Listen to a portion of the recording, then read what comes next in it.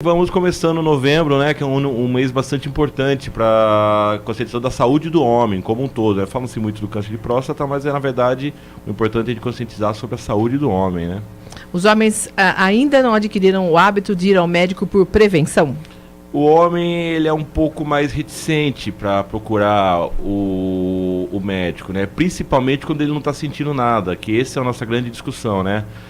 A mulher ela já tem mais essa ideia de que ela tem que ir no ginecologista, principalmente todo ano. Então o homem ele ainda é um pouco, não só o urologista, o médico como um todo, o cardiologista, ele é um pouco mais, tem uma recusa maior de cuidar da própria saúde, né? Então, e a gente sabe que muitas vezes essa consulta ao médico ela é importantíssima para se detectar os problemas, as doenças logo de início, né, doutor? Assim, né, quando a gente fala, não só o câncer de próstata, lógico que é o nosso foco maior no Novembro Azul, mas tanto os problemas cardiológicos, que são problemas muito sérios também nos homens, outros problemas ligados também à urologia, quanto mais cedo você detecta esses problemas, essas doenças, você tem maior possibilidade de tratamento, né?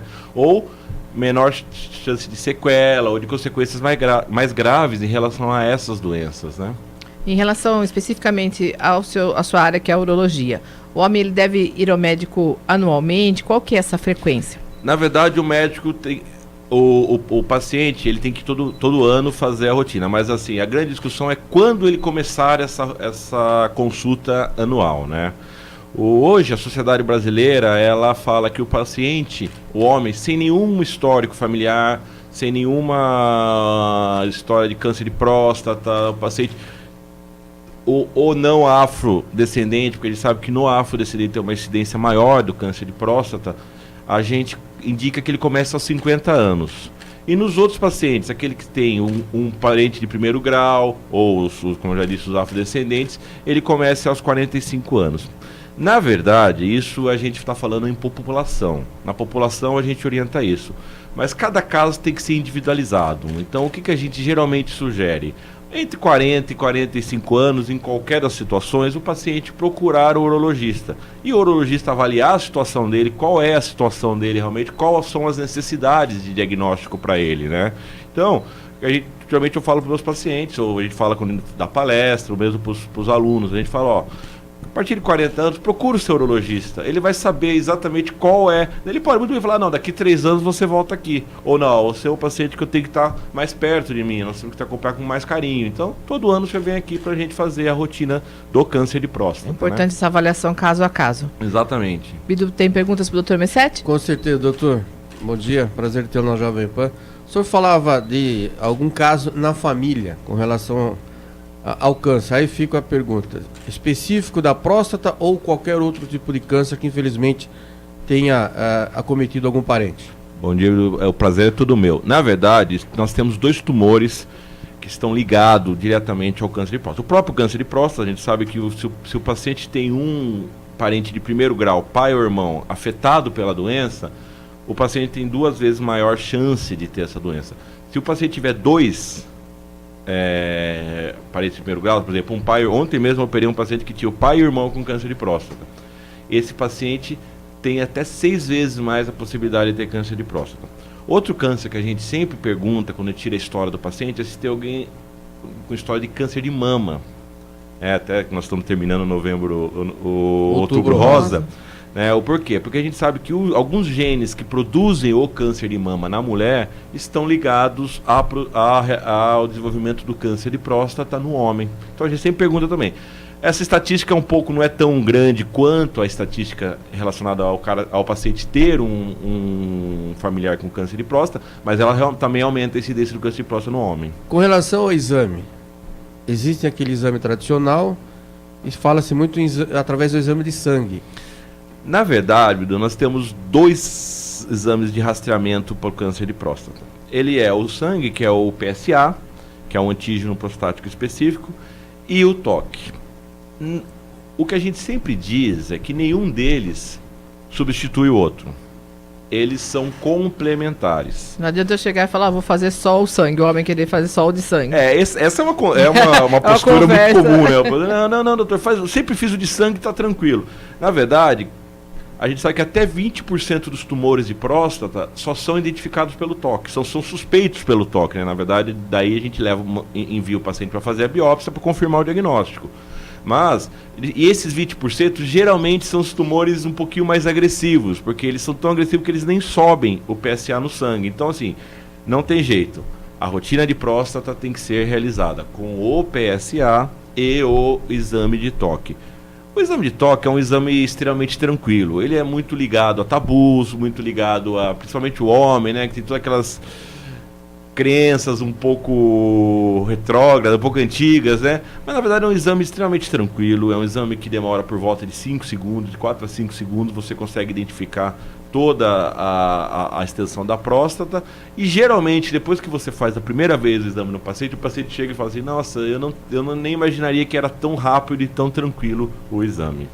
Existe a possibilidade, tem um ouvinte aqui perguntando, de se ter câncer de próstata no jovem? Na verdade, a incidência abaixo de 40 anos, ela é do câncer tradicional de próstata. Nós temos cânceres raros que podem acontecer até na infância, mas são muito raros.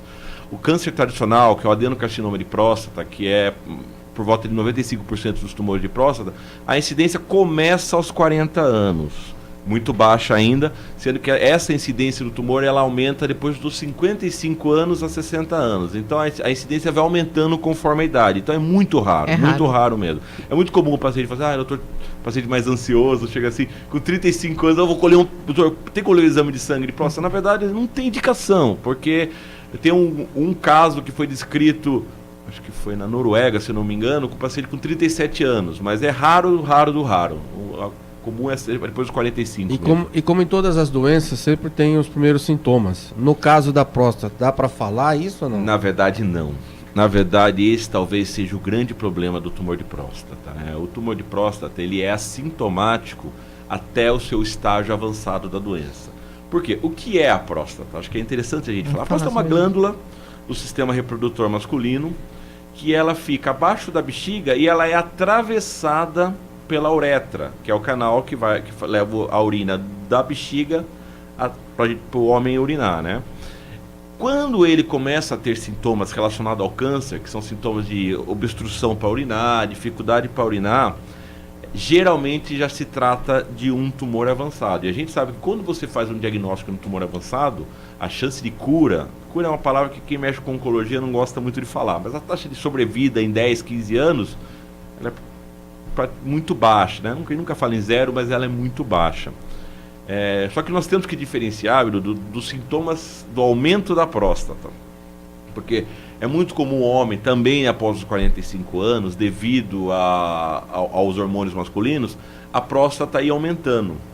E aí sim, esse homem começa a ter sintomas do que a gente chama de hiperplasia benigna de próstata.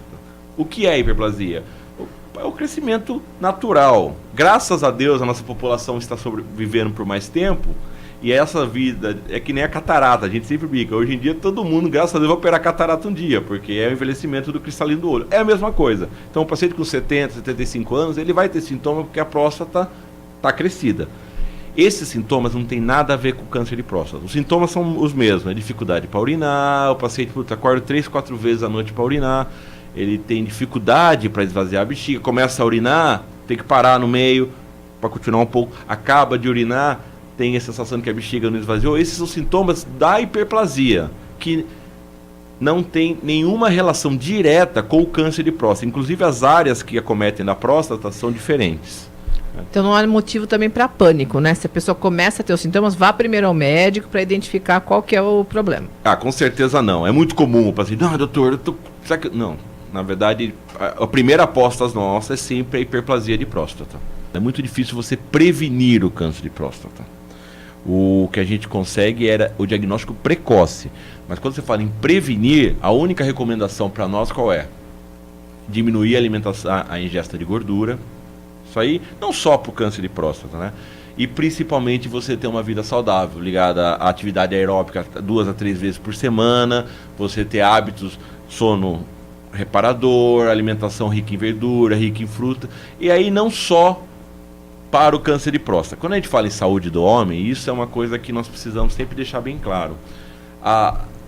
não adianta a gente diagnosticar o câncer de próstata, realmente tem um câncer de próstata aqui, e o paciente tem 3 coronárias entupidas, uma propensão a ter um AVC, né, um derrame. Então, quando a gente fala o Novembro Azul, aqui no Brasil ele foi muito focado ao câncer de próstata, mas o que a gente tem que cuidar do homem como um todo. Então, aí entra bem alimentação, atividade, hábitos saudáveis. Por quê? Para evitar problemas de colesterol, de pressão, diabetes, que são doenças que ainda levam a uma taxa de mortalidade muito alta no nosso país, né?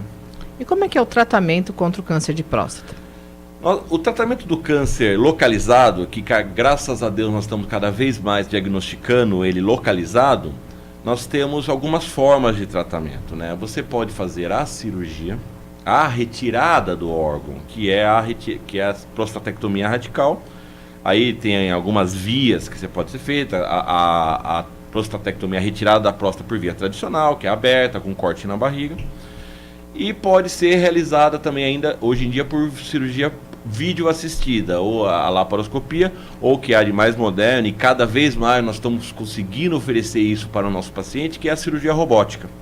Que nós ainda não temos um robô na nossa região, mas nós pegamos os pacientes e levamos para fora, para São Paulo. Ontem mesmo eu operei um em São Paulo, que o uso do robô. Ela é uma cirurgia laparoscópica, mas ela é assistida pelo robô cirurgião, que na verdade o robô, quem controla é o cirurgião, mas o robô ele tem movimentos mais precisos, nós conseguimos ter uma visão melhor, tentando de levar a menores taxas de efeitos colaterais ou de sequelas relacionadas à cirurgia, que esse é o grande medo de todo homem, que é a perda da função erétil e a perda da continência urinária. Mas cada vez mais nós estamos atingindo porcentagens excelentes de preservação da função sexual e da continência urinária.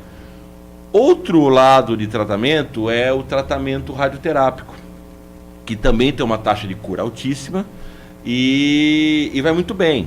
Quanto mais cedo o diagnóstico, melhor. Inclusive, em se falando de sequelas, de consequências do tratamento. Se for feito logo de início, com certeza a chance é muito maior. De cura e de manutenção da função sexual, da função urinária, são maiores, com certeza.